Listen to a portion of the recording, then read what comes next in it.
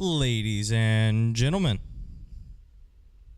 boys and girls, children of all ages, welcome to the Off the Dome Sports Podcast, your favorite sports podcast where two, and sometimes three, sports lovers sit on this couch and give their hot takes. Off the Dome. I am Redfish, I am Mustang. I am Clown Car. and we are happy to be bringing you the Off the Dome Sports Podcast today.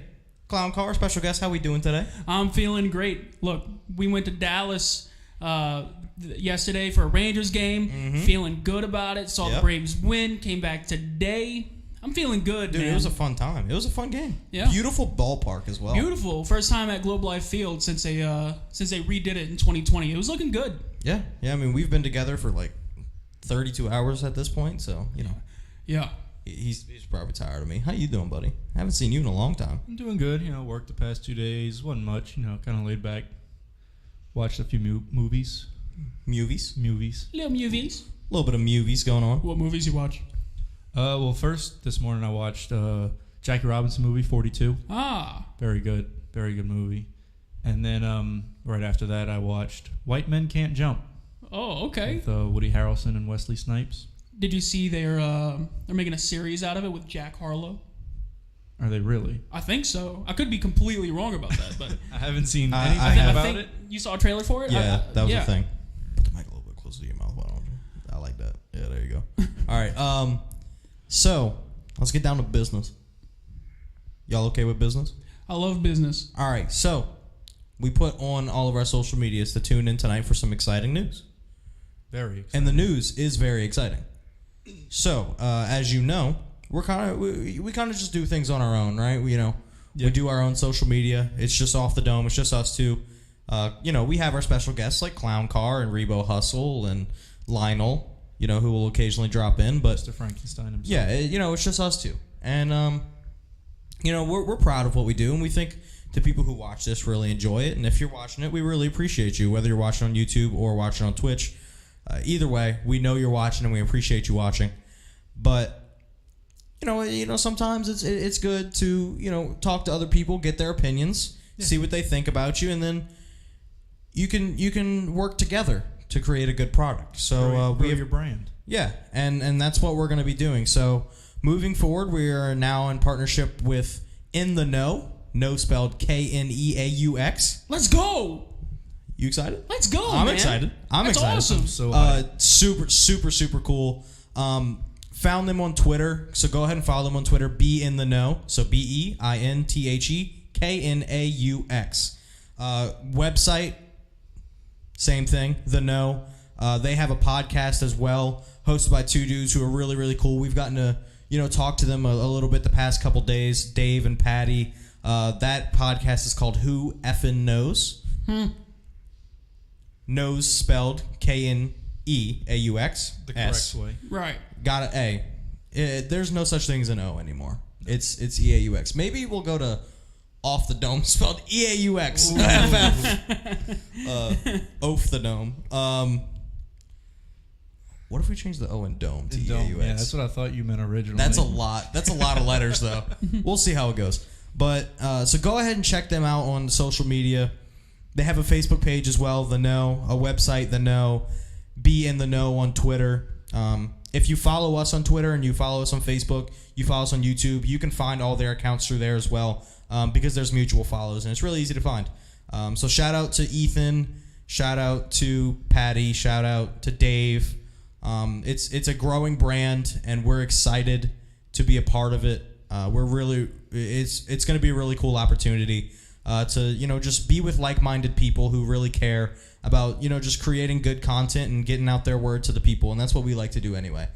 So moving forward, we're going to be in partnership with them, and that doesn't mean anything's going to change here. We're still going to be two goofuses sitting on a couch talking about sports. And emphasis on the first part of that. Goofuses, absolutely. Yep. And Clown Car ain't going nowhere either. Which we have some exciting news about Clown Car that I'll say at the end of the episode as well. So all I'm going to say is get used to seeing that beard. That's David Rainey right there. That's one half of Who Effin' Knows.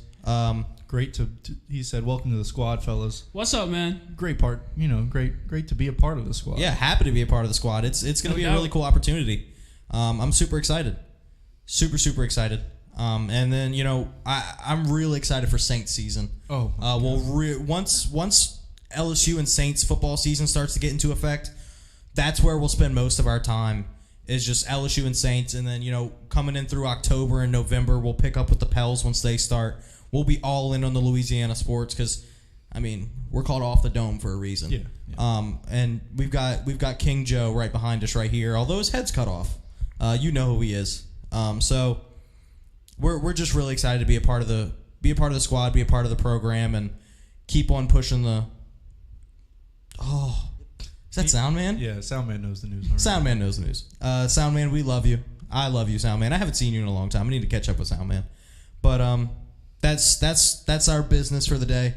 And once again, go follow them on all social medias. The Know, be in the know on Twitter. That's the way I found them. And very, very active Twitter account. I started following them before this even became a thing. With the partnership. Just a good account to follow if you like to keep up with Louisiana and sports news. So make sure to follow them. Make sure to keep up with Dave and Patty on their podcast. And without further ado, let's get into the sports ball. I love sports ball. I love sports ball. So let's go ahead and start with the NBA, boys. We've had one game in each of the Eastern Conference Finals and the Western Conference Finals. Right. So we'll start 2 nights ago when we had Denver taking on the Lakers. And Denver kind of just had their way in the game. Lakers made a push late in the third and fourth quarters, but the Nuggets had a night. They handled business. People expected them to be this kind of team, and they've been this team the whole way through the playoffs. Jokic is Jokic. It's no surprise. Jokic dropped 32? Was that the number? I believe now. Again, we're called Off the Dome for a reason. Right.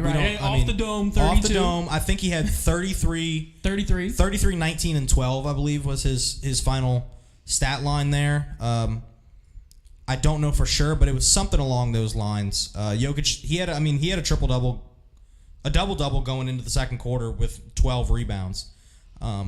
If there's ever a person who could not use a computer, it might be Byron. Dude, this guy's. I have no idea what he's doing on this computer. He's trying to find the box score. Yeah. Just go back to ESPN, bro. It's first tab. click on Game where it one. says Game 1. Bingo, bango. Yep, click right there. There it is. Now I'll scroll up just a tiny bit. Jokic had 34. And then you can go to box score if you want, so we can look at all the stats. If you scroll up. Work in progress, ladies and gents. Yep. There it is. All right. So, like I said, Nuggets win 132-126. Did either of you get to catch any of the game, or just kind of box score watching type stuff? No, I wasn't able to catch any of the game. All I got were like the ESPN notifications because they let you know how the game is going, and the Nuggets were kind of just dominating this one. I kept getting notifications about Anthony Davis. Really. It was they were calling it like a battle between him and Jokic, the whole way. Anthony Davis dropped 40, and Jokic had 34. Yeah, it was definitely a battle in the paint, which is kind of cool. Old school basketball. Right. A lot of NBA today is guard driven. It's like who's going to shoot the most threes, but then you see a really high scoring game like this, and the 2 highest scoring players were centers. Which for me, I love that. I love old school basketball. What's your thoughts on this game, man? Yeah, it kind of went as predicted. I didn't watch the game when it was live, but I kept up with it the next day through highlights. And from what I saw, it was kind of exactly how I expected it to play out. A battle of the bigs down low between Davis and Jokic, and I think they matched up pretty well. I think Davis might have even played a little better than Jokic. But as far as helping out those centers, I think the Nuggets did a better job of spreading the love, and that's why they came out winning. Yeah, Jokic's final stat line was 34, 21, and 14. Triple-double, and his lowest stat was 14, and that was assists from a center. Right. Yeah. He played 42 of 48 minutes, which, most minutes on the Nuggets. And like you were saying with the help, all of the starters scored double digits. And then, you have Jamal Murray dropping 31 in the game as well. Michael Porter Jr., who is one of the streakiest shooters in the NBA, ends up shooting 50% on the night, which is great for him. But we've got to talk about the Lakers. I know you're like the biggest LeBron fan on planet Earth. So I'd like to hear you talk about, maybe what went wrong for the Lakers and what they can improve on going into Game 2 tonight. I think the biggest thing is to contain Jokic. I mean, if they can find a way to somehow keep Jokic under 30. It doesn't seem too easy yet. If they can somehow solidify that defense and keep Jokic under 30, then that is a recipe to win. I mean, defense. I mean, the Nuggets scored 132 points. I mean, that's not really a winnable kind of a stat line. Yeah. LeBron, I mean, he's doing his thing. I mean, 26, 9, and 12. I mean, you can't be mad about that. I'd like to see a little more support from guys like a Dennis Schroeder. I mean, 6 points is not great. Yeah, their guards really didn't help him out this game, besides AR-15. Hey, he's him.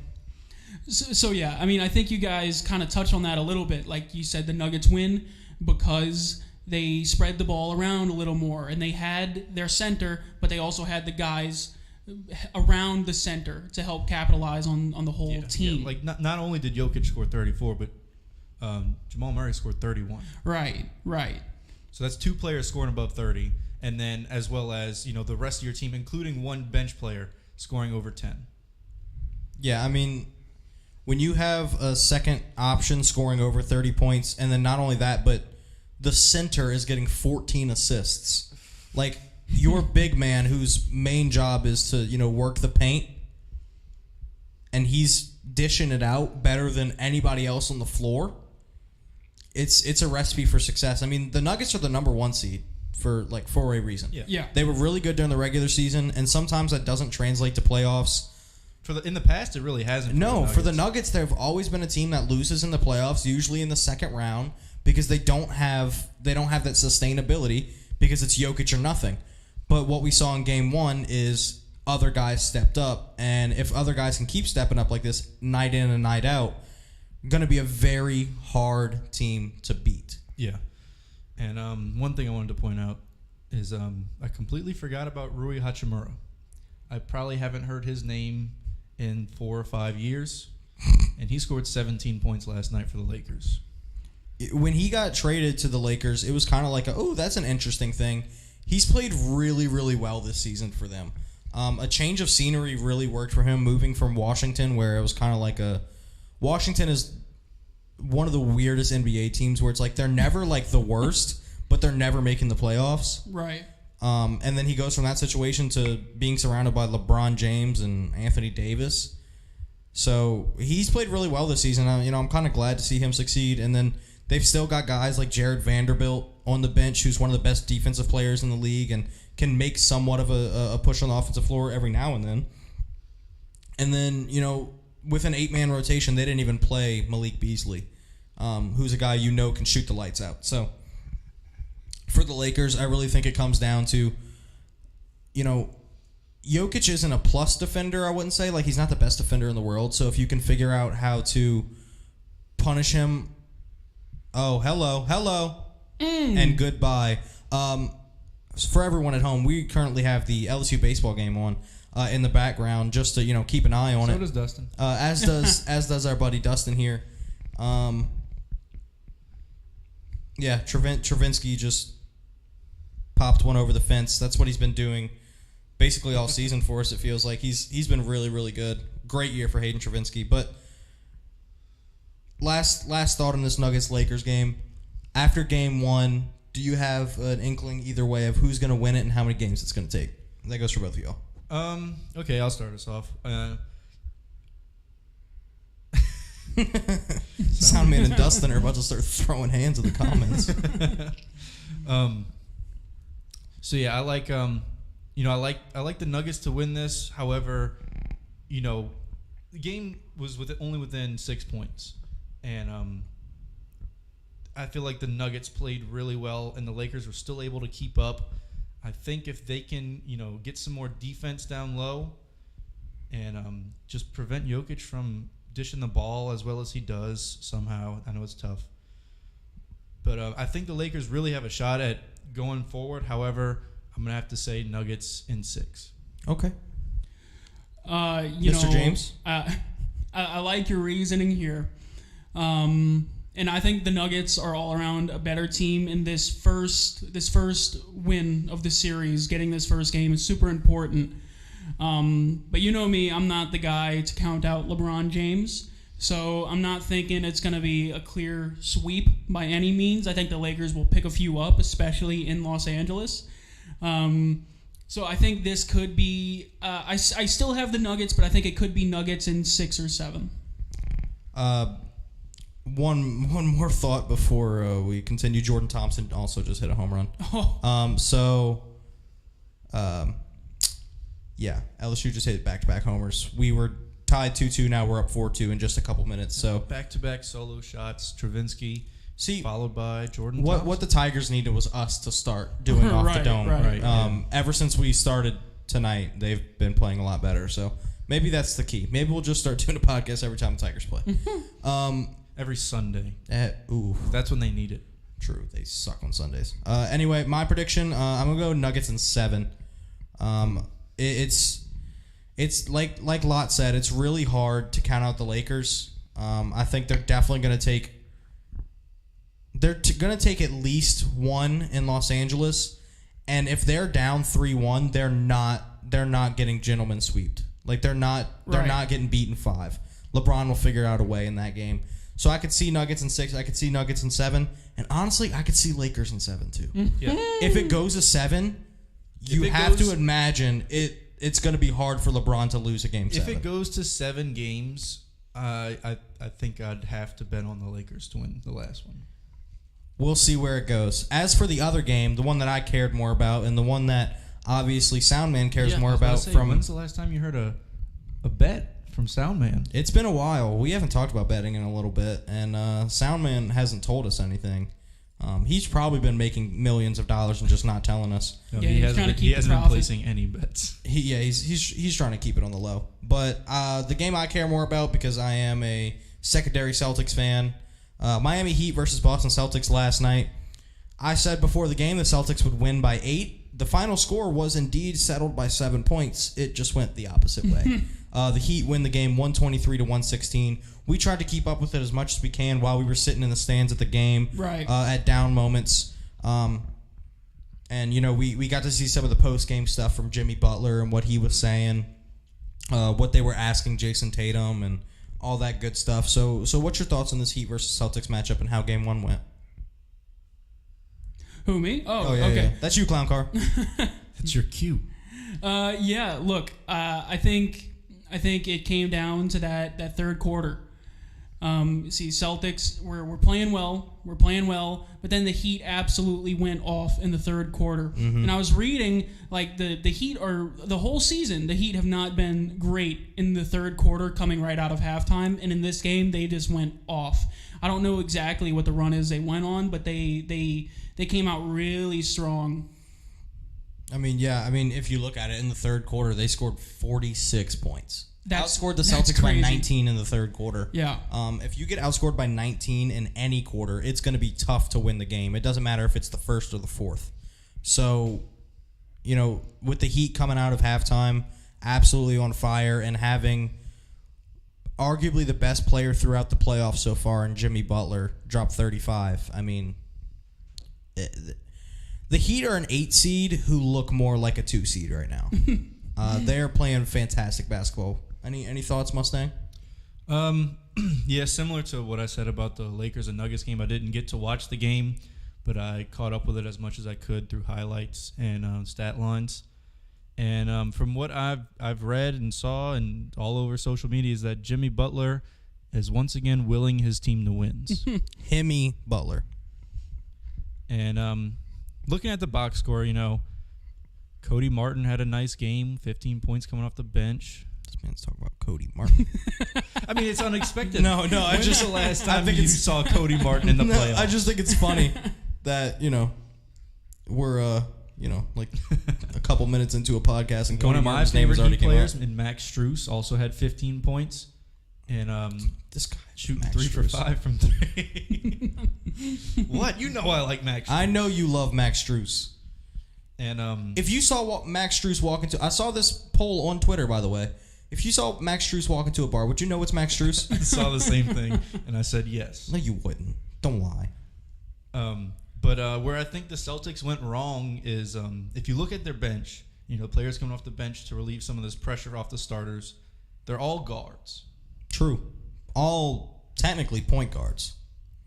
So that's meaning like Jason Tatum playing almost the whole game, maybe like rotating in a guard and subbing in, like moving, Jaylen Brown or someone down to that position.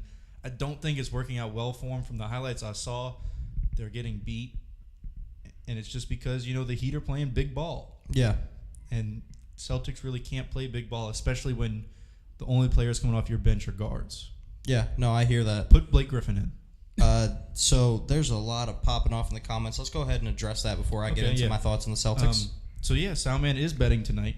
Love to see it. Said he's betting Denver money line and the over. All right. Okay, I can dig that. I dig think the over. over definitely hits I dig at the 226. Definitely taking the over on that one. Denver money line. Denver money line. It'll be interesting to see if the Lakers bounce back after having a strong second half. But I could see Denver being up 2-0 and at home.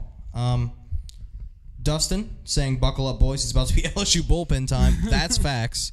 Always scared to see an arm coming out of the bullpen for these Tigers. We could lose this lead in the blink of an eye. Yeah. Optimism. Come on, fellas.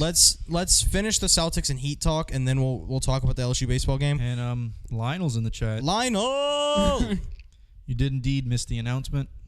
The announcement, Lionel, if you're still here and listening to us, we are going to be partnering with The Know, Be in the Know on Twitter. Very cool guys. Talk to them.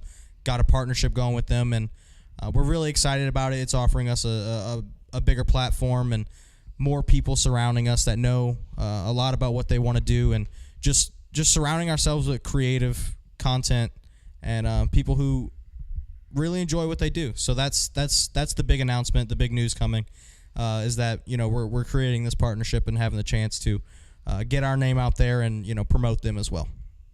I saw you pointing to the screen. I see it too. we were just talking about the white Hulu man. ad. The White Men Can't Jump TV show, and an ad popped up for it. We weren't sure if it was real or not, but now it is confirmed. Jack Harlow. It's also confirmed that the government is listening to us. Always. All right, so my thoughts on the Celtics versus Heat game as a secondary Celtics fan. I said before the game, Jaylen Brown and Jason Tatum were going to combine for 50 points. They combined for 52. The problem is somebody who's been a problem throughout these playoffs, Al Horford. Al Horford scored 7 points. Before the game, I said Al Horford would score. How many points did I say Al Horford was going to score? You said 7. Yeah, because he's bad. 7. I mean, he's not bad. He's old. You can be old and LeBron bad. is old. You can be both. So, I mean, like, if you look at it, Al Horford gets him 7 points, and, he shoots 3 for 8, and he's playing 32 minutes for you. You're expecting him to not only get, at least a few more points, but probably play some defense too. I saw a couple defensive highlights last night where Al Horford could not rotate on the defensive side of the ball. And the Celtics are one of those teams that are like really good on both ends. They are, don't quote me on this, even though I'm going to say it. Top 8 O-line. In the regular season, I believe they were top 5 in both offense and defense. That could be incorrect, but I feel like it was true. They were, from what I saw, they were really good on both ends of the floor, and it just didn't work out for them this game. And maybe that's going to be what comes back to bite them. I know Soundman talked about he bet on the Celtics to win the finals before the playoffs started. I also did the same thing because I thought their bench is what was going to help them get there. And as it turns out, the bench is not helping as much as I thought it would. Maybe that's due to the rotations. Maybe that's due to who's playing and who's not playing. I think maybe you should have got Grant Williams in there last night. I think he's the best defender you have off the bench as far as a non-guard goes. He gets no minutes last night. Bam Adebayo ends up putting up 20. If you put in Grant Williams, maybe he's able to hold him a little bit more. I think he's a little bit more versatile as far as inside-outside defense. So maybe the rotations are going to change a little bit with Joe Mazzulla throwing his clipboard across the arena in the third quarter. So we'll see. We'll see how that series goes. I still like the Celtics personally. I think the Celtics win it in 6 still. Is that Peyton Pritchard on the Celtics bench? It is. 12 minutes with 0 points. Maybe he needs more minutes. Maybe he needs a lot less. Like 12 less to be exactly. You know, Peyton Pritchard's a good player, but when you have Derek White, who is one of the best bench players in the league, and you have Malcolm Brogdon, who won 6th Man of the Year, Best bench player in the league. maybe you don't also put Peyton Pritchard into the game. And just a thought process. It goes back to what I was saying earlier. All 3 I don't know. of the guys they subbed in were guards. Yeah, and guess what? If you put Grant Williams instead of Peyton Pritchard, that's not all 3 guards. Exactly. Just a thought. Just a thought. And Al Horford, like I said, he's old, definitely a veteran in this league. Definitely. And when you match him up against Bam Adebayo, who's a very mobile center, who's a very aggressive center, he's not going to be able to lock him up all night. True. So when you bring in a big body like Williams or Griffin, they can, not only relieve Al Horford, but probably get a better chance on defense against They're Adebayo. definitely more athletic than Al Horford, I'll tell you that much. He's got like bricks in his feet. But as far as corner threes from the big man goes, Al Horford. Okay, buddy. Yeah, look how many corner threes he hit last night. Put Al Horford on Kevin Love. Let the old dudes duke it out in the corner. Kevin Love, man. Sometimes I forget he plays for the Heat now. So Clown Car. Yeah. Heat versus Celtics, who do you think takes it? The Heat had a great game. I don't think they can keep this up. I think it's going to be a similar kind of thing that we've seen in the past. I think Jimmy Butler is going to do everything he possibly can to will his team to win this series. But I think when it comes down to the nitty gritty, the Celtics are just the better team, and they're a little deeper than the Heat. So I think the Celtics will have it in 6. All right, Celtics in 6. Celtics in 6, And pause for a second because we are 6 pitches into the 8th inning after a new pitcher came in. and he's already out. And he's gone. Bye, Riley Cooper. Riley Cooper threw 6 pitches, walked a man, and got pulled. Shout out to the former wide receiver for the Philadelphia Eagles, Riley Cooper. Wow. Shout Yeah. out. Wow. I haven't heard that name in a long time. You're welcome. Oh, Thatcher Hurd or taking the mound. J.J. Arcega-Whiteside. Okay, why are we doing this? Because you have a jersey. Celtics versus Heat. Let's go. Come on. What is this guy? Some man said Horford is not a veteran. He's a senior citizen. Accurate. Dude, you know what's funny? Al Horford's jersey number is 42. He's the only player in the NBA whose jersey number is half of his age. Anyway, continue. So, you guys both picked the Celtics. I do think they're the better team here. Uh-oh. And Soundman did bet them to win as well as Redfish here. Mm-hmm. However, He's going to say something I can't don't all like. say the same thing. Oh, no. The Heat stole a game from the Celtics at home. Mm-hmm. So that's already a big advantage there. Sure is. Even if they lose this next game, if they keep it close and keep a little bit of momentum, I think Jimmy Butler can will this team to a few more wins. I don't know about y'all, but when the Heat are playing like this, they're winning, and they've been playing like this all playoffs. Yeah, they've been really, really good during the playoffs. Lowest seed to make it this far, and I think we were talking about it earlier, and we don't know if it's true, but we feel like it may be true that they may, if they end up making it to the finals, they may be the first play-in team since the play-in started to make it to the finals. We neither confirm nor deny that. Yeah, we weren't sure. But the first one that came, we think it's the first one that would end up doing that. So that would be a really cool thing for them. And I'm sure that the NBA would love to have a bubble rematch of Lakers versus Heat. The NBA would also love to have Lakers versus Celtics. Yeah. The nightmare is for the NBA is Nuggets versus Heat. Nuggets Heat, yeah. But they would despise that. I think no matter what team wins the finals this year, something cool happens for all of them. If the Celtics win, you see Jason Tatum and Jaylen Brown submit their legacy and get their first ring. Jimmy Butler finally gets his payoff if they win, and he gets his first ring, and Deservedly. Very deservedly, and in my opinion, will become a Hall of Famer if he can get this ring. I know that's a bold take. Jokic, after having 2 MVPs, never making it far enough, he will get his first ring if he can make it. And then you just get LeBron. If LeBron gets his 5th ring, he will cement himself as the GOAT, in my opinion. So similar to, we saw Messi do it.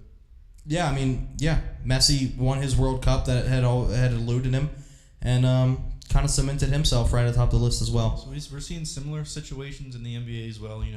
Plenty of players who I think have, either have or in the past should have gotten a ring, like Jokic and Tatum and Brown and Jimmy Butler, and then you see, LeBronathan trying to get his 5th one. And I think every team, if they end up winning the finals, something really cool will happen, and it'll be a cool thing for the NBA, no matter who wins.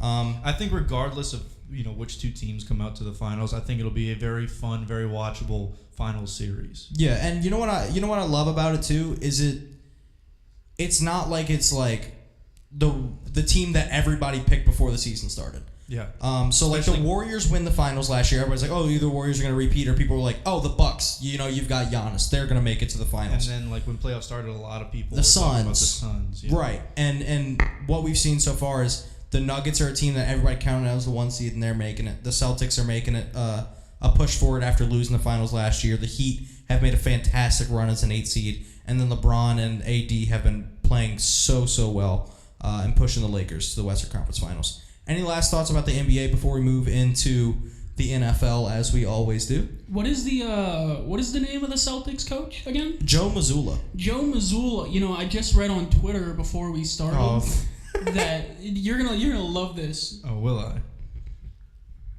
I don't know if this is true, but it was reported that Joe Mazzulla watches the movie The Town 4 times a week. You know about The Town? You ever seen The Town? You ever seen that movie? I have not. Jeremy Renner, Ben Affleck, Casey Affleck. It's a movie about a Boston group of guys who rob a bank.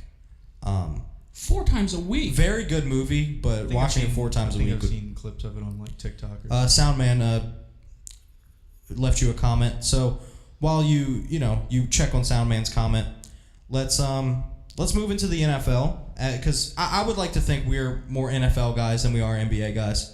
At least Byron and I. Oh, I definitely am. That's not even a question. So while we're figuring everything out over here on the soundboard, let's move into the NFL, and we will do something that I hinted at last episode, and we're gonna go ahead and do it this episode because I think it'll be a really cool. You're muted, by the way, bud. Let me know how that sounds, man. Look at that forehead. Something that I think will be really cool to talk about in the NFL, just because of where we're at in the season, where rosters are finally trying to get they're getting figured out before we get into the 90-man training camp, and you kind of know who's going to be on every team. There's a lot of free agent running backs out there right now, but other than that, we pretty much know where teams are going to be. Yeah. So let's go ahead and do our NFL hot takes. So what we're going to do is we're going to go division by division. So division by division, and we'll give our hot take for that division. It can be a single player. It could be a single team. It could be how you think the teams rank out, whatever. But one hot take you have based on that division. This is with no prep. This is truly off the dome. Like, I literally kind of mentioned it before the episode, and we started right after I said it. So I don't even... Yeah, I mean, we used to have somewhat of a script. Like, yeah, we used to write out, like, topics, and, we're going to talk about this first, this second, this third. We don't have a computer right now. Like, we're just going. We're, the one we're streaming off of, but, like I'm saying, we don't have anything written down. We're truly off the dome right now. So let's start off, Clown Car. We'll start off in our home division, the NFC South. What's your hot take for the NFC South? Okay, you said hot take. Let's get a little warm here, okay? So we know about those Saints. We know about those Panthers. We know about those Falcons. Let's talk about those Bucks. All right, let's talk about them. So I was going through the schedules. The schedules released last Thursday. Mm-hmm. I was going through them, and I was picking each week. And at the end of the season, I unknowingly put the Bucks finishing 1-16. So that's your hot take: is the Buccaneers finish 1-16? Look, that's probably not what they'll finish, but I 1 to 3 wins for the Bucks. 1 to 3 wins, because they can go either way. 1 to 3 wins for the Bucks is how I'm feeling. Okay. Now, flashback 2 years earlier. Okay. Mm-hmm.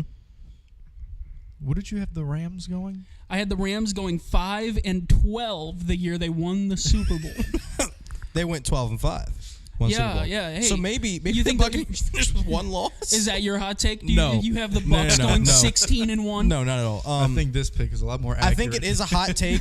I think it is a hot take because they have talent on the Bucks team. Still have talent, but They lost Tom Brady. yeah, I think their over/under is set at 6.5 right now. I love that under. I would I would take the under. I would probably take the under in the sense that I think they're going to get like 6 wins. But I think it's a good number as far as 6.5. They'll finish probably between 5 and 7 in my opinion. I mean, Baker at quarterback's definitely no Tom Brady, but they still have Mike Evans. They still have Chris Godwin. You know, the defense is still going to look good with, you know, adding Kalijah Cansey. Levante David is over there. Antoine Winfield is a great safety, great young player. But they do not have an easy schedule. They don't. So I don't know about one win, but I definitely can see the hot take being that they finish like, and it's not even a hot take, but I could definitely see them finishing last in the division. Right. What's your hot take for the NFC South, Mustang? Yeah, I mean, talked about the Bucks, and I agree. I don't think they'll do too well this season. A big drop off from what we've seen.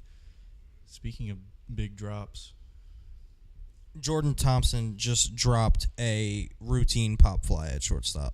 And he is a guy who has so many fielding problems last year, and he's done so well this year to improve upon it. And he's been one of our best defensive players this season, and just drops a routine pop fly. yeah, things you don't like to see going on. Wow, in Georgia. that hurts. All right, get back to football. Oh, that's upsetting. So yeah, like I said, y'all both talked about the Bucks, and I agree. I don't think they'll do too well. Had a lot of turnover, and not in a good way. I think they got significantly worse, while the rest of the division got significantly better. Mm-hmm. But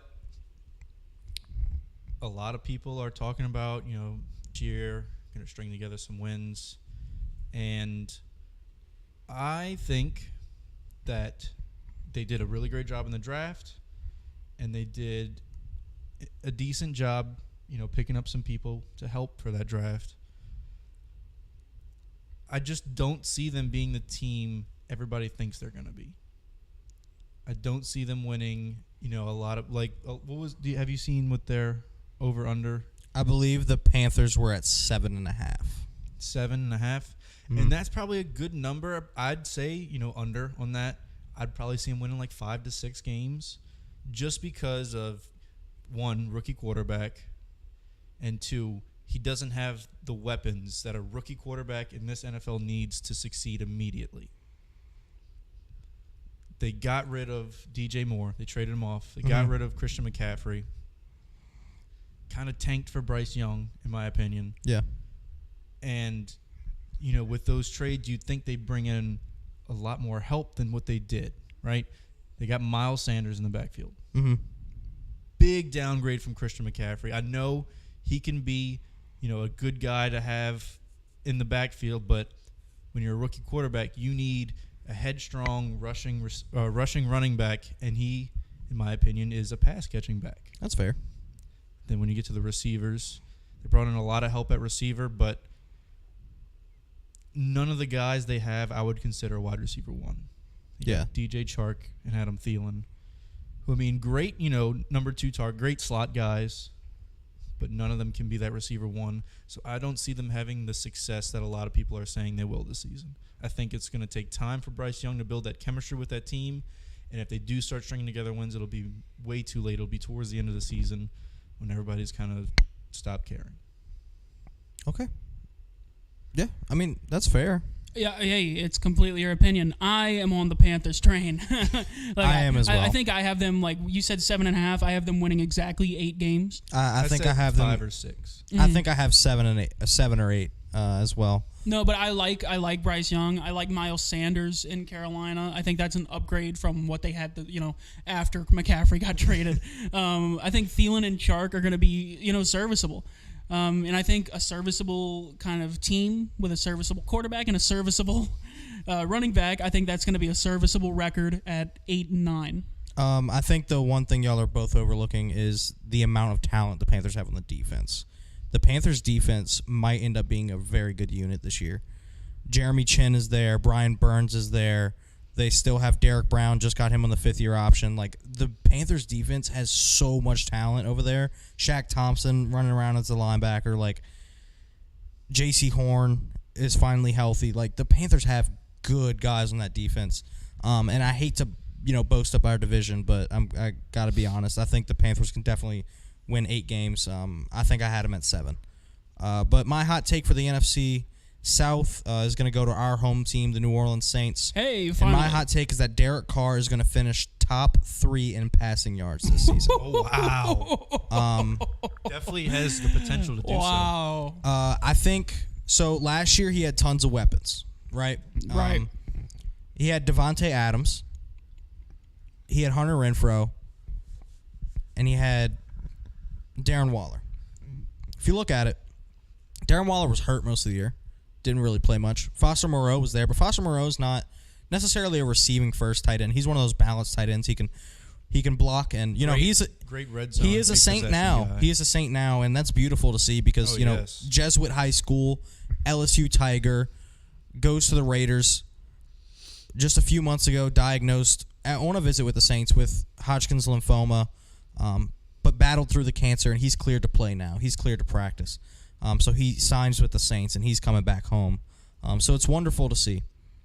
But you look at the weapons he had in Las Vegas, and a lot of people, you're like, you can't make an excuse for Derek Carr, but he had Devontae Adams, and then Darren Waller's kind of hurt. Josh Jacobs is a running back. He's not a pass-catching back.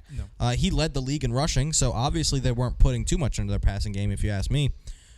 But now he's coming to New Orleans, where he's got one of the worst defenses in the NFL. Yeah, and they put up points every game.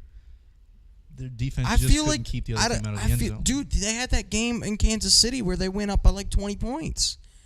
And then the defense just let them down in the second half. Yeah, the offense wasn't the problem in Vegas. So if you put Derek Carr on a team who, in my opinion, have a better O-line in the Saints, you don't have a wide receiver one the level of Devontae Adams, but you do have Michael Thomas. I mean, if he's healthy, Michael Thomas can still be a very good receiver.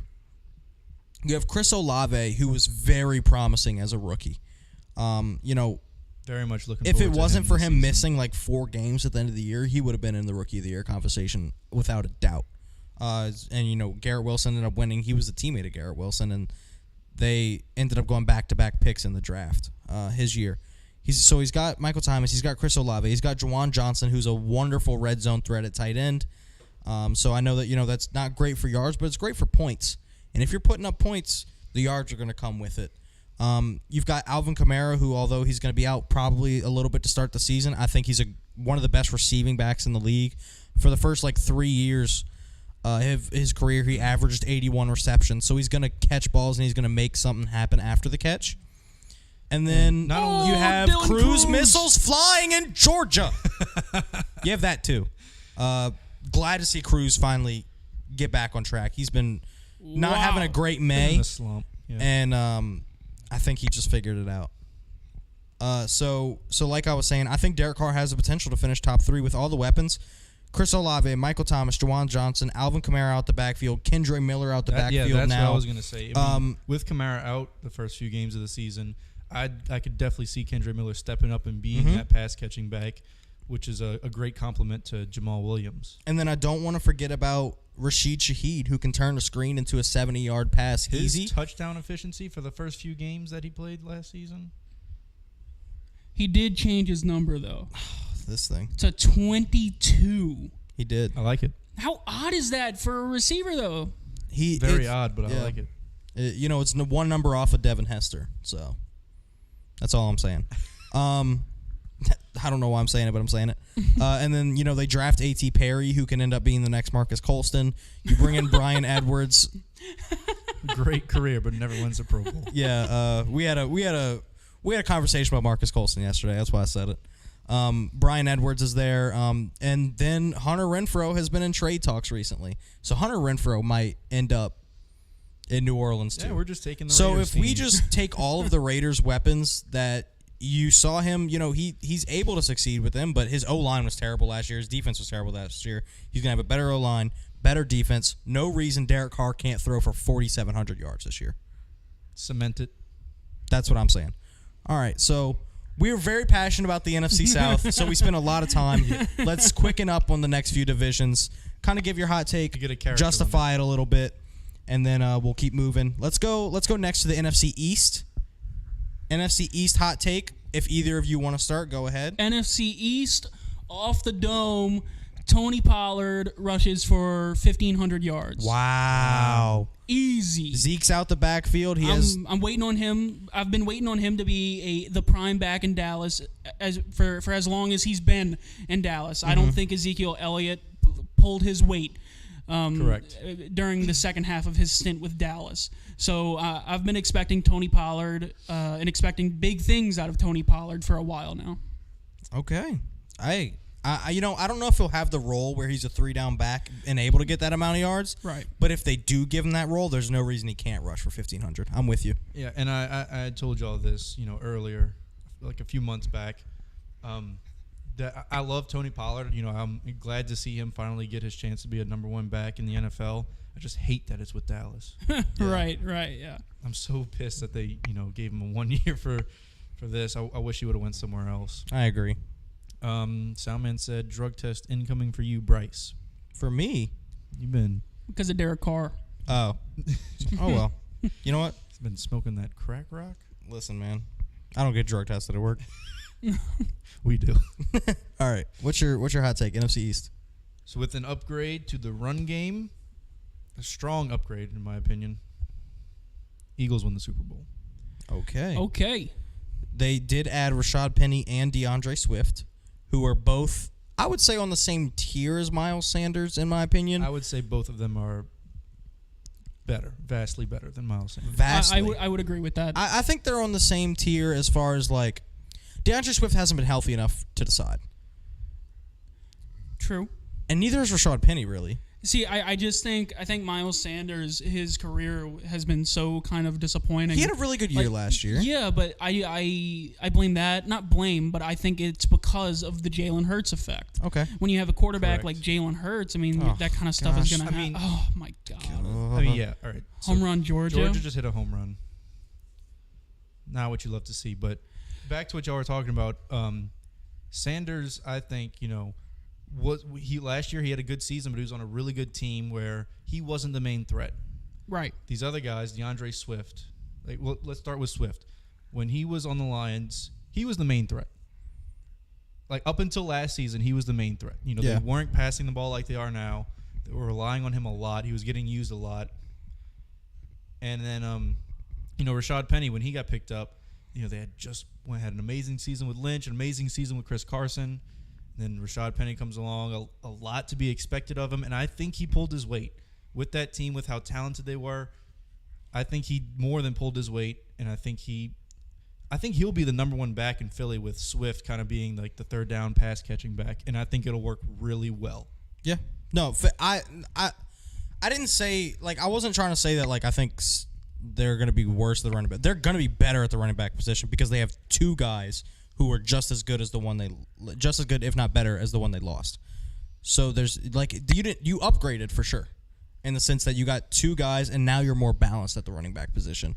Whereas you have Rashad Penny, who is a great running back. He's a fantastic He is runner. putting the head down, And then- laying someone out, getting 4 or 5 yards. And then DeAndre Swift is a great receiving back.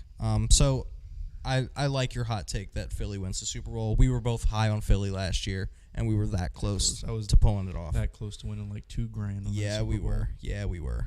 I had like 4 different parlays hit. All of them just needed Philly to win. Yeah, I think I would have won like $3,300 if Philly won, and AJ Brown scored a touchdown, or Jalen Hurts passed for another touchdown, something like that. But anyway, There's no way that just happened. Oh, thank God.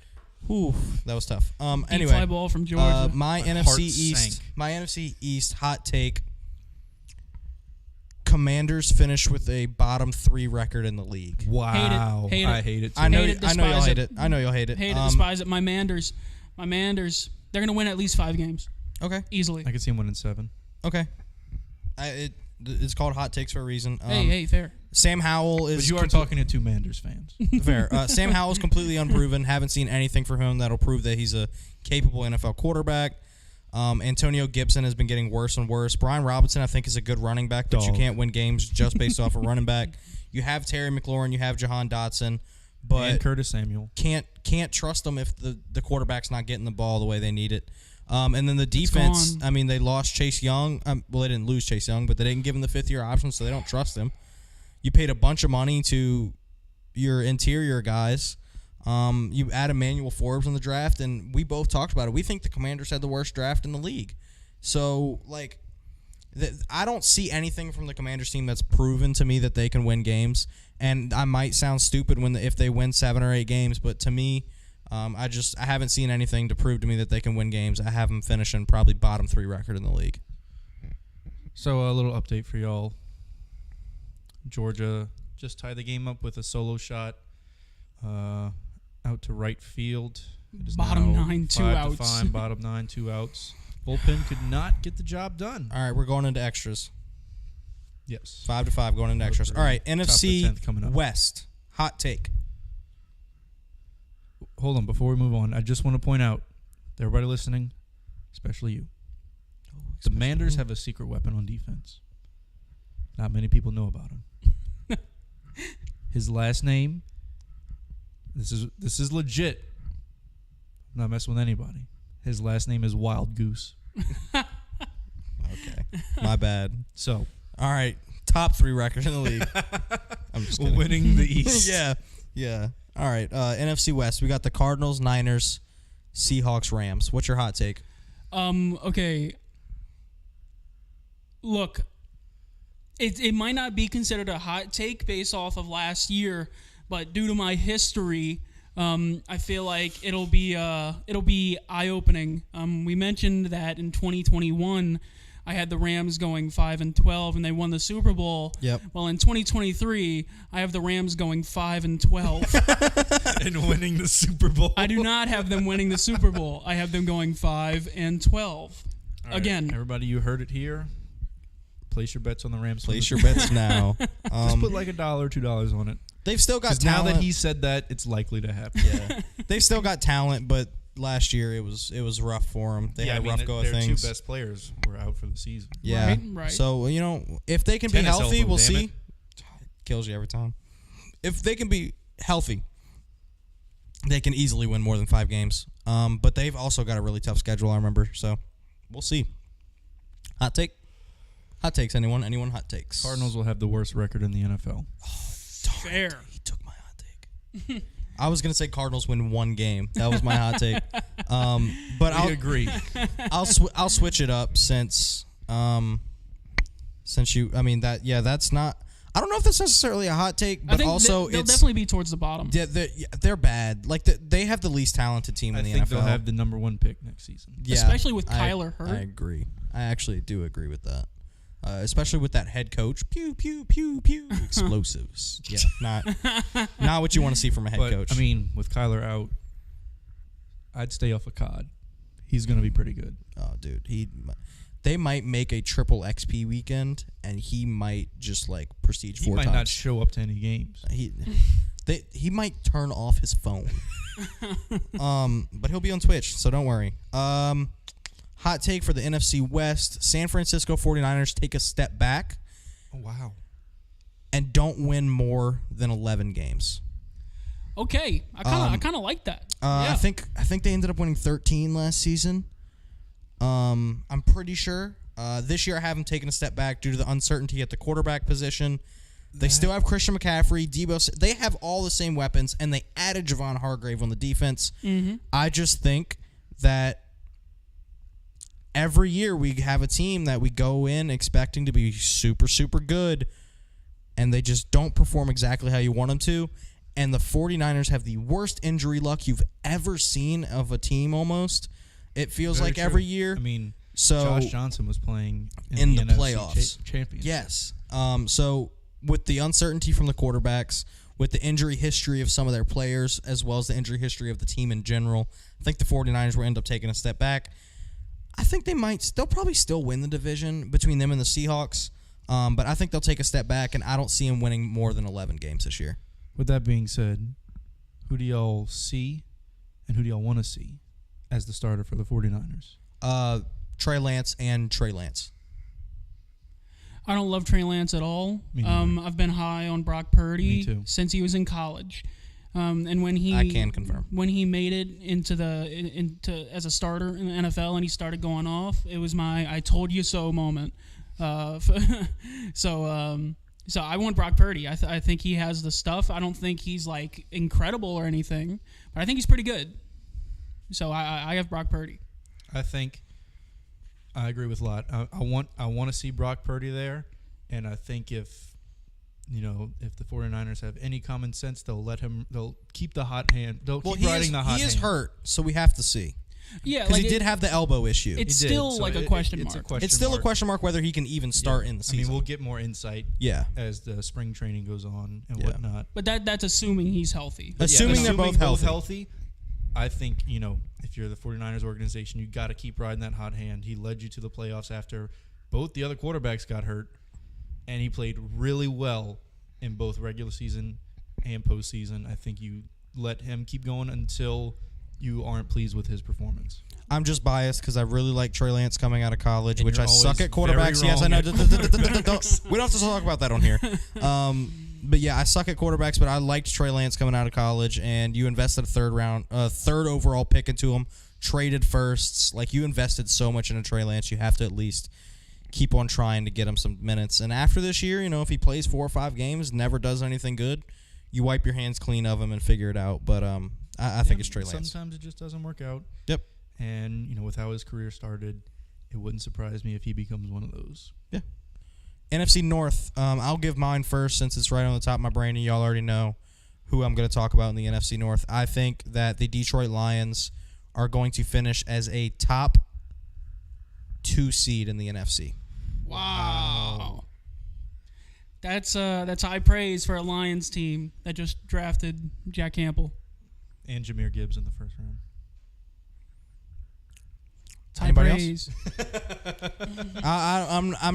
I talk about the Lions enough. I think if you take away where they picked their players and you look at who the Lions added to their team, they had one of the most talented drafts this past season, adding on to a team that was one other team. Like, they did everything they could to make it to the playoffs. They needed somebody else to lose to get in. They beat the Packers on that Sunday night football game to keep them out. They've got a lot of swagger. They've got a lot of confidence. They had a fantastic year last year. They added so many pieces on the defenses, which is where they needed them. Added 3 starters They got a whole new in the running back. secondary. Got David Montgomery and Jahmyr Gibbs. Jahmyr Gibbs could be I mean, deadly. I think it's a much more balanced running back room. I think their only downfall is their receivers.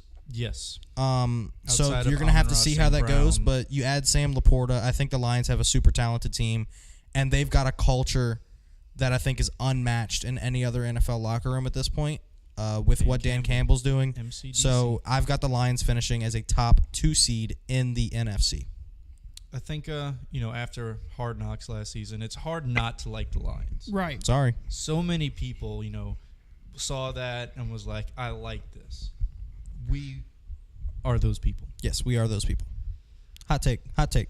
Serve it up hot. You talked about your Lions. I have your Lions winning 12 games. I think they'll be pretty good, but I think they will be one of 2 teams in the NFC North to win 12 games. Wow. He's going for it. My Chicago Bears will win 12 games behind Justin Fields, who will rush for 1,000 yards, and he will pass for over 3,000 yards.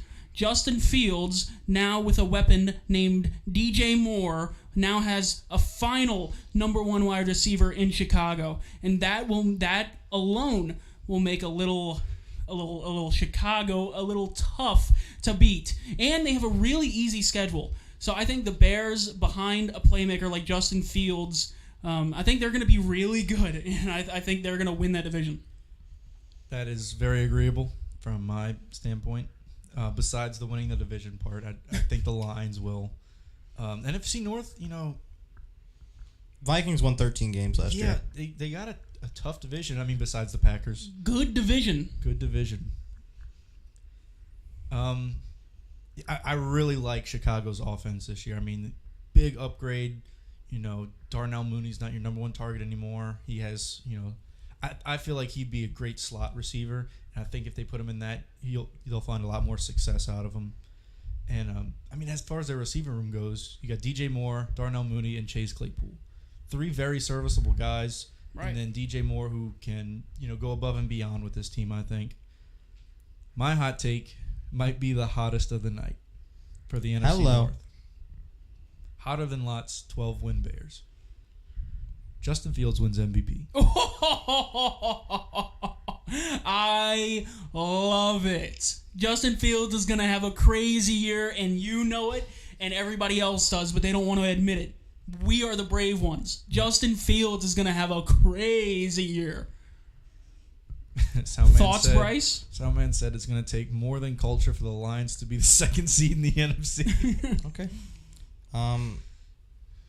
The Bears aren't going to win more than 7 games, and Justin Fields is not going to be the MVP. That's just how I feel. Y'all know how I feel about the Bears and Justin Fields. I think Justin Fields is a fantastic athlete. He's one of the best athletes in the NFL, but he's not near the top of the quarterbacks in the NFL. All right. You have to be able to throw a ball to be a quarterback. You have to be able to process a defense to be a quarterback. You have to be able to do more than just run the ball to be a quarterback. And you have to have an O-line in front of you, and they don't right now. So I like some of the moves the Bears have made, but I don't love everything. If they win 8 games, I think it's seen as a successful season for them. I don't think they win any more than 7, and you can't have an MVP at 7 wins. So I know I'm sitting between 2 guys who love Justin Fields to death, but that's just my thought. Yeah. AFC. Let's start in the South, just like we did in the NFC. Double play, LSU. Double play. Starting in the AFC South, anybody have a hot take off the top of the dome? I'll give mine to give y'all time. I think the Texans finish no lower than 2nd in the division. I don't know how hot that is, but it's a division with the Colts, Titans, and Jags. I think Jags are easily the number 1 team in that division. Agreed. I think the Jags will win quite a few games this year. And I don't think the Titans or the Colts will be better than the Texans. I love what the Texans did in the draft. I think you added a quarterback of the future in C.J. Stroud, who I've compared to Aaron Rodgers multiple times. I think you add Will Anderson, who has the potential to be a top 5 edge rusher in the league. Robert Woods is going to be a great veteran presence at wide receiver, and while I don't love their weapons, you still have Dameon Pierce and Devin Singletary in the backfield for a good 2-headed monster there. And Dalton Schultz. Dalton Schultz added at tight end. Thank you for that addition. Derek Stingley's in the secondary over there. I mean, Jalen Petre had a fantastic rookie year last year that got overlooked because he was on a bad team. I think the Texans are going to be well stepped up this year, probably win about 7 or 8 games and finish 2nd in the division. I think that's completely fair, and I'll bounce off of that and give you my hot take. I have C.J. Stroud as the Rookie of the Year. Let's freaking go! I'm back on track with this guy. I was kind of mad with the Bears thing. I mean, C.J. Stroud, I like his stuff, and Bryce is usually so wrong about quarterbacks. He's usually so wrong. Ohio State we're not on track anymore. Ohio State quarterbacks minus Justin Fields have been historically really bad. JT Barrett minus Justin Fields. But I think it's time for a change. I like C.J. Stroud in Houston. They liked him obviously enough to go up and get him. So I think he's the Rookie of the Year. He's gonna will those Texans into 2nd place in the division, as Bryce said, and I think that'll be enough for him. You got anything for the AFC South? I think the Indianapolis Colts will have the 2nd pick in the NFL draft. Wow. So we've got Cardinals at Colts. 1st pick, Colts at 2nd pick. If I wanted to give another hot take for the NFC North, the Packers will have the 3rd pick. Wow. Wow. This guy. No love for love, huh? This man's he's drafting out the draft right now. Buccaneers will probably have the fourth pick. Colts won't be great this year. No. Probably one of the worst seasons we've seen them have. They've got athletes on their team, but they don't have a good team. I don't know if that makes sense. They have good players, but they don't have a good team. They don't have a leader. I think that makes sense. Yeah. The Colts don't have a leader. No, they don't. Michael Pittman might be the closest. Shaquille Leonard. Quentin Nelson. Shaquille Leonard on the defensive side of the ball. Leader on the defense, Shaquille Leonard. Offense, Quentin Nelson, absolutely great player. You've got a rookie quarterback who is the most project of project quarterbacks. Correct. Because he can literally be the best quarterback in the NFL with his skill set, or he can be a bust who's out of the league in 2 years. And we don't know which version we're going to get. So we'll see what happens with Anthony Richardson. Jonathan Taylor had a down year last year. Michael Pittman can't do it on his own with no other receivers there, really. Yeah, I mean, I've told on the podcast draft spectacular. Make sure to go check that out, by the way. Absolutely. You can go back and watch it on YouTube or Twitch, Off the Dome Sports Podcast, or Twitch at OTD Sports. But I'll give you the short version. I don't think Anthony Richardson's going to pan out how a lot of people expect him to be. I don't think, especially in Indianapolis, where he doesn't have the weapons that a quarterback of his, skill set should. Doesn't really have a deep threat. Pittman's his best option, and he's not a deep threat. He's kind of more of a 20 yards and first down kind of guy. Great hands, not blown away by his speed. I love him. I think he's a great receiver. He's just not, the receiver that a quarterback like that needs. Right. Jonathan Taylor, another guy I love on the Colts. But with this team, with this quarterback, if you want Anthony Richardson to be the guy people think he'll be, you need a different type of running back than Jonathan Taylor. That's fair. I'm with you. All right. AFC East. AFC East. Very good division. I would argue the best division in football. I think that's pretty, I think that's a consensus. Okay. So I have the Buffalo Bills kind of taking a step back this season. I guess that would be a hot take. Agreed. I have them going 12-5, 12 wins for these Bills. I think was what I predicted. I don't think that they'll have the same gumption as they did last year. Yeah. Good word. I agree with that. The word of the day, gumption. Word of the day, gumption. The cut of their jib, some would say. Right. So, I think similar to the 49ers that I had in the NFC, the Bills would kind of take that same step back. Yeah. I can get behind that. You got one for the AFC East? The Dolphins will be the 1 seed in the AFC. Damn it, he took mine again. You knew I was going to say that, though. I did not. You did. I already picked. Fine. I'll go one step further. My hot take, Dolphins make or win the Super Bowl. I'm very close to saying win, but I think the Dolphins make the Super Bowl. I'll give another one. 3 teams from the AFC East go to the playoffs. Yes. And the Patriots aren't one of them. Correct. Right. Agreed. Right. All agreed. 11-6, 12-5, 13-4. That's how I had the 3 records of the top 3 AFC East teams going. Hit him. So I think the Dolphins have all the talent in the world. You have anything you need on that team to make it to the Super Bowl and win it. It all depends on if Tua stays healthy. If Tua stays healthy, the Dolphins win the Super Bowl. Correct. I think that they addressed one of their biggest needs this offseason, and that was their secondary. By picking up Jalen Ramsey, you have 2 lockdown corners. Both of them would be a number 1 on just about any team in this NFL. I love it for them. Yeah. AFC North. Quickly, we'll give you a little update. It is now the top of the 11th, and Paxton Kling is on first. No outs. Love that for LSU. AFC North. You guys have the Dolphins. Bengals are my Super Bowl winners. Let's go. I am a notorious kind of Bengals hater. I guess you could call it. I don't hate. I don't hate the Bengals. I've never hated Joe Burrow even. I've had some hot takes in the past where the Bengals aren't as good as they seem to be, but I think that the Bengals this is their year. I think Joe Burrow is settling into almost a veteran status. He's still young, but he's getting to a point where he's been in the league 3-4 years at this point. So I have the Bengals going 15-2. I think they'll be really solid. They have a fairly easy schedule, and I think that it came down to that AFC Championship matchup. I think I had them playing the Dolphins. I did too. I had Bengals versus Dolphins in the AFC But Championship. I took Bengals, and then I have Bengals. I have Bengals beating the Eagles in the Super Bowl. Soundman is shutting down our hot takes. No, Soundman's not shutting down y'all's hot takes. Look at the last 3 comments. Bryce needs a drug test. Culture sucks for the Lions, and Tua's going to have 5 concussions. We both He said hates the me. Dolphins. He hates me. That's it. I'm done with this. I said earlier how much I wanted to see the man because I miss him, and he hits me with this. I can't deal with this. Go pee on a GTO. All right. It's What's your inside hot take for the shed now, AFC so North? Please don't.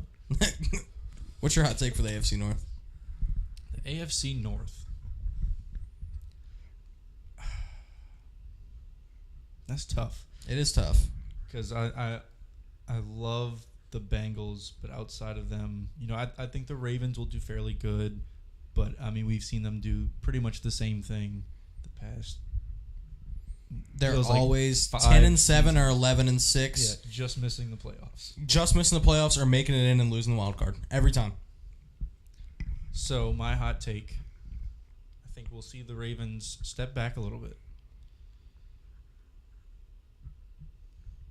Could possibly happen. I mean, I like their receiving core. Definitely helps out Lamar now. But a young team I'm really excited about is the Pittsburgh Steelers. Hello. Kenny Pickett and them, huh? All right. They're really young, big turnover from what we've normally seen with them. We've always seen like a lot of veteran guys who could all be leaders on separate teams. You go back to Big Ben, Antonio Brown, Le'Veon Bell. Juju Smith-Schuster. In their primes, they were all dogs. Darius Hayward-Bay, Santonio Holmes. Hines Ward. Yeah, we're all over the place. I mean, who could forget Antoine Heath Miller? Randall L. Okay, all right. So what's your thing about the Steelers? They'll finish second in the division. Oh, wow. Wow. Okay. Wow. I don't mind it. It's hot takes. It's hot takes. Definitely hot. Definitely hot. My hot take for the AFC North builds off of Lots. I think Joe Burrow finally wins his MVP. I think we've looked at it the past 2 years being like he's that caliber of player. I think he finally figures it out this year and he gets it. He's got the best. I think he's got the best receiving core in the league with T. Higgins, Tyler Boyd, and obviously Jamar Chase. Hopefully the O-line can finally take a step up. And the defense is not the best, but it's good enough to let the offense play. And I think Joe Burrow will finally have the chance to win an MVP, and I think he'll finally get it done this year. So my hot take for the AFC North is Joe Burrow wins the MVP award. All right. I don't hate that. And finally, moving on to the last division, AFC West. Chargers, Raiders, Broncos, Chiefs. AFC West, hot take? Okay, I have the whole division besides the Chiefs taking a step back. Wow. The whole division besides the Chiefs. I think. Wow. No, I don't think the Broncos are going to take a step back because I don't think they weren't that good last year. I think the Broncos are going to stay the same. I don't think they're going to get that much better. I actually have them. I think I had their record worse. He did. I He had the Broncos going 3-14, I have the Chargers winning like 7 games. which is from a Chargers fan. I have the Raiders. I don't love Josh McDaniels, and I don't love Jimmy Garoppolo with Josh McDaniels, especially with that offense and defense. So I have the Raiders. I have dude. In my you had them predictions- going 2-14-1. It's 2-14-1. He It's had them crazy. tying a game. I think the Chiefs will be great. I had the Colts tying a game. You did. I think the Chiefs will be great. Everyone else in the division will be either bad or mediocre at best. Wow. Interesting. Want to go next? You want me to go next? You can go next. Okay. So, I think you were right about most of what you said. I also agree that the Chargers and the Raiders will take a step back. However, I also see the Chiefs taking a step back. Not a major step back. I definitely think they're still going to be in the playoffs. I mean, it's Patrick Mahomes. Right. But I think he lost even more weapons. Like, no longer have Juju Smith-Schuster, who was a big part of that team, especially in the playoffs. And my main point. So if you look back at the Broncos last season, they were terrible until they lost their head coach. When they didn't have a head coach, they played significantly better. LSU bases loaded, 1 out, top of 11. Correct. Just wanted to put that out there. When they lost their head coach, they played significantly better football. I mean, if you look back, we looked at the stats at one point in the season. The Broncos defense was holding opponents to less than 20 points per game. All you needed was your offense to score 2 touchdowns and 2 field goals, and they would have made the playoffs. They would have won 10 games, I over believe. 10 games, yes. Yeah. I Crazy. think that, Nathaniel Hackett was the problem. It wasn't Russell Wilson. It wasn't anybody else. I think that if they can stay healthy with this young team they built around Russell Wilson, well, they didn't build him. They just brought him in. With Sean Payton at the helm, I think this team can make the playoffs. Yeah. I mean, I don't know if it's a hot take for them to make the playoffs, but based off of last year's performance, definitely hot. And that's like compared. I don't know if you look at them right now. I don't know if it's hot, but if you look at them last year, saying they're going to make the playoffs next year, very hot. Y'all know how I feel about Sean Payton. Yeah, we know he's your least favorite coach of all time. That's not true. That's not true. We know you think he's a bad coach. I don't think he's a bad coach. I think he became a bad coach in his last year with the Saints. In his last few years with the Saints. I think he was bringing that team down actively. And I think some of it has to do with attitude. I think he was just like... I think once he realized Drew was on his way out... He knew that it was all falling apart because, Yeah. Drew was retiring. He knew it was coming. And he, like the rest of us Saints fans, didn't like the look of the future. Yeah. Yeah, hey, look, maybe that's the case. I'm no mind reader. True. I'm just giving my takes off the dome with you guys. Off the what it's all dome. about. That's what it's all about. A doubt, yeah. All the doubt, indeed. All right. Our last hot take of tonight. My hot take is the Kansas City Chiefs. So, a lot talked about, taking all the teams taking a step back, and you talked about the Chiefs may take a minor step back. I don't think the Chiefs make it out of the wild card. Interesting. I think if you look at the AFC, you have the Bengals, you have the Dolphins, you have the Bills, you have the Jets, you have the Ravens, you have the Steelers, you have the Chargers. That's one. Who could all make... I'm confused on what's happening right now. Hang on, this LSU baseball game is weird.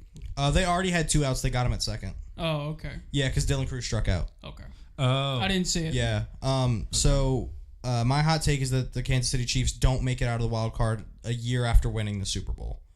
I think with all the other teams in the AFC, they'll end up matched up against the Jets, the Bills, the Bengals, or the Dolphins in the wild card round, in my opinion, because of the seeding. Because all the AFC East teams can't be top 4 seeds because you didn't win the division. So the Chiefs will end up, in my opinion, the Chiefs, I think I had them matching up with the Bills in the first round. And the Bills' kryptonite has always been the Chiefs, and I think they finally figured it out this year if that ends up being the matchup in the wild card round. So I think the Chiefs, they're going to lose their first playoff game. I think the Chiefs make the playoffs and lose the first game. Don't even make it to the divisional round a year after winning the Super Bowl. Interesting. That is my hot take for the AFC West. I mean, the AFC All is right. stacked, so I could definitely see that happening. Especially if they do what I think they're going to do and take a small step back in the regular season next season, and have to face a tough matchup in the first round, could be devastating for them. Yeah, I think if we look at all of our hot takes over the 8 divisions, Pretty hot. I would argue that they were hot. They're definitely warm. You would need some ice to cool them down. The 2 Bears hot takes were the hottest for me, and that's just because of personal opinion. And again, we can look back at this in 8 months and look at me like a fool when the Bears make the playoffs. But and Justin Fields wins MVP. yeah, but That'll be the craziest one. but Oh my goodness. I feel like it's not realistic in my opinion. But hey, that's what hot takes are all about, because you look damn good if they come true. Right. Boys, Well, this has been fun. No doubt. So what you were talking about, Tom, man? I haven't seen him in a while. He said it's because you haven't been around it for a while. Don't do that to me. That was him, not me. Don't do that to me. I'm looking at you in the eyes, sound. But then he followed up with, "Are you boys going to Tipsy River Friday?" What is Tipsy River? It's a little place on the river down in way down yonder on the Chattahoochee. Yeah, exactly. Okay. Except on the diversion canal. Not Oh, the okay. Chattahoochee. Diversion. We'll see where the road takes us. Cool little spot.